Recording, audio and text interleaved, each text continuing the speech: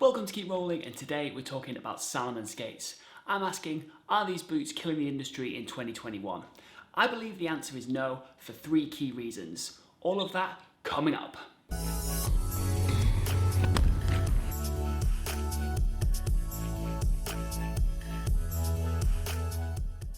You're watching Keep Rolling, and today we're talking about Salomon Skates. But if you're just tuning in for the first time, I'm Chris Chadwick, and at Keep Rolling, I'm keeping wheels turning with content about aggressive and big wheel blading.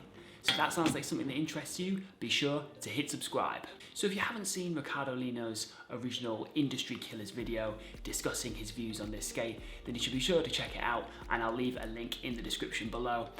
Be sure to have a look as it gives this video context. But for the record, I've got nothing but love and respect for everything that Ricardo does. I love his content, which has inspired me to get going with this channel. So this video really is it's in the spirit of lively debate and discussion. So let's discuss a little bit of the history and background to this skate. And before I get going, a massive shout out to OlderBlader1984 on Instagram. He's documented a lot of the history of Salomon and also given me permission to use some of the visuals that he used in his slides. So if you're not following him already, be sure to check him out, and I'll leave a link in the description to where you can check out his page.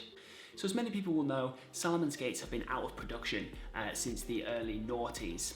Salomon themselves are originally a snow sports brand with a history spanning back to the late 40s, where they started out making ski equipment.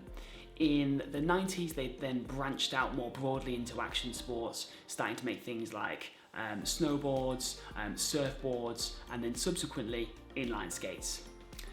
They started out with rec skates, and following the rise in popularity of inline skating, and more specifically aggressive skating, the man who designed Salomon's original range of recreational skates, his name is René Borel, hope I'm pronouncing that correctly, was tasked with designing Salomon's first aggressive skate. Now, he enlisted the help of some professionals and amateurs to help him with the design, people like Aaron Feinberg, Nick Riggle and Jochen Schmuder. The skate was revealed by the immensely talented Aaron Feinberg in the late 90s, and this skate reportedly caused massive hype when it was first released, with skaters reportedly being struck by the aesthetic of the skate, the high quality materials, its grinding performance and the really comfortable liners. And if you ask me, I think that all of this that was true about the Salomon skate in the late 90s is definitely still true today. And this brings me on to my first reason why I believe that this skate is good for the industry, and that is quite simply that it's a great skate. So why is this such a great skate? Well, I believe there are a number of reasons, and the first for me is the aesthetic. I really love the attention to detail on this skate, and the detail particularly around the cuff, where they've kind of cut out sections and left bits of the shell kind of looking through, the way that it's riveted together, and also just the colours that they released it in. The first 2 to be released were this ST8 in the bright blue and then also the chocolate brown. I don't think there's been a better looking hard boot that's been released to date. I'm sure there are plenty of people who disagree with me, so feel free to leave your views in the comments below. I also really like the way that they've sunk the heel back on the skate, which particularly in larger sizes like my UK 11, just makes the skate look much smaller, much more slim and streamlined, and that for me is definitely a good thing. The plastics are also of really good quality. I mean, this skate came out in the late 90s, so it's nearly 25 years old. But despite having been poured so long ago, this skate is still as sweet as the day that it came out of the factory, in my opinion. There's been no, degrading of the plastics, and it still performs really well and feels really solid. And that has to be testament to the quality of the skates that Salomon produced. Name me one other skate which was produced in 1996, that is produced, not still being made, that still performs well, still stands up to the demands of aggressive skating in 2021. I can't think of one. And although boot technology, has come on, and there have been lots of really great hard boots that have been released since this, I think it does still have some unique selling points, some USPs. And the first of which is that it's a slim profile boot, which is wide in terms of its fit. I don't think that there's any skate which is as wide as this, which is also slim fitting.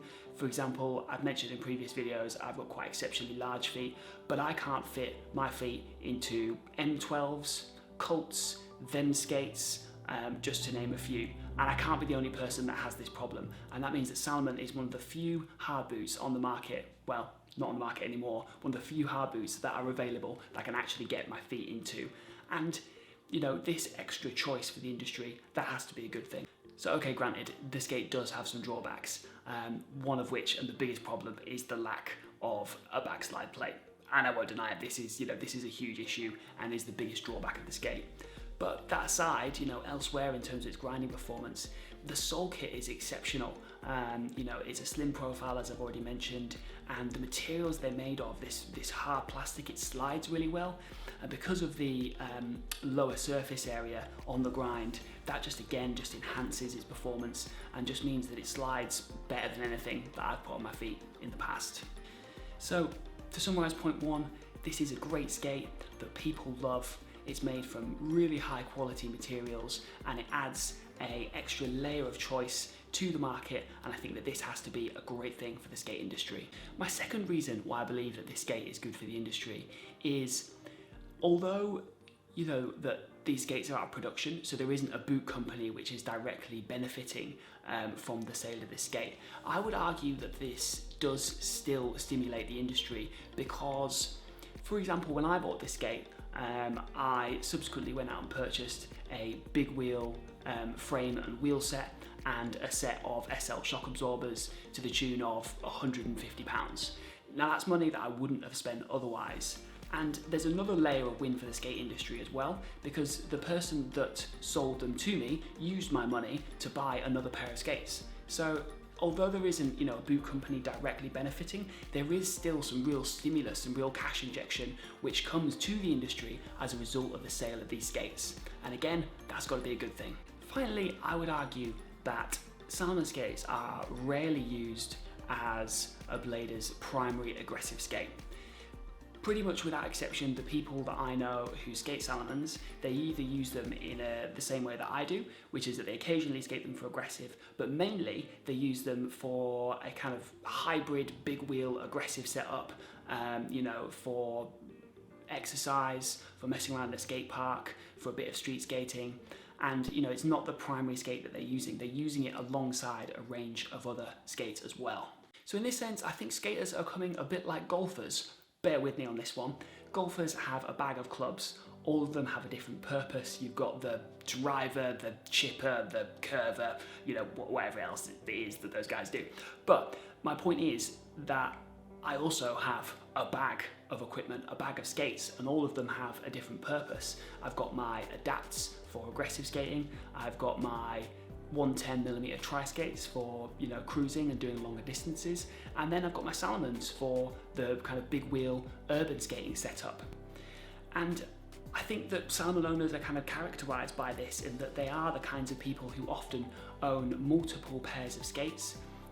This is good for the industry. And also I think that these kinds of people tend to be those who have a real, you know, deep love and passion for our sport, and they care very much about, you know, stimulating the industry, making sure that their cash goes to the right places, and making sure that the industry thrives and grows. So I think that Salomon skates, you know, often form a larger picture of a quiver of skates from someone who is injecting, you know, good amounts of money into the industry and cares about it very much. So in summary, I believe that these skates are good for the industry for the three reasons I've outlined.